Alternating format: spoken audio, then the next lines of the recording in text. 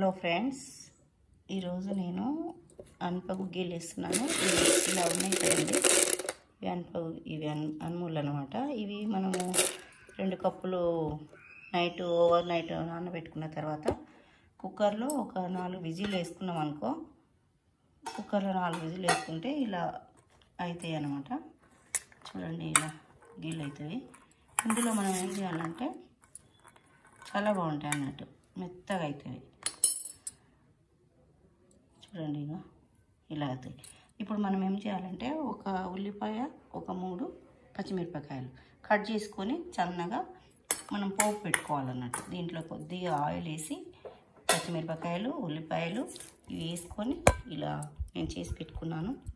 అందులో కొద్దిగా చిటికెడు పసుపు కూడా వేసి ఇలా కలుపుకొని తింటే చాలా చాలా చాలా బాగుంటాయి. చూసినరా, అనప గుగ్గిళ్ళు ఇలా మనకు సండే కానీ ఎప్పుడైనా వీలున్నప్పుడు చేసుకోవచ్చు.